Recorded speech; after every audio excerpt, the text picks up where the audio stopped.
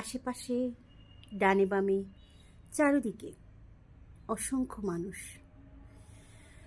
হাজার হাজার মানুষ, কত মানুষ, কিন্তু নিজের বলতে আমার কেউ নেই। আমি সবসময় একা একা ভাবি, যার অনেক আছে তার কিছুই নাই, আর যার কিছুই নাই তার অনেক আছে। জীবনের শেষ প্রান্তে এসে মনে হচ্ছে সারা জীবন মনে হয় আমি একাই কাটিয়েছি। আমার পাশে কখনোই কেউ ছিল না।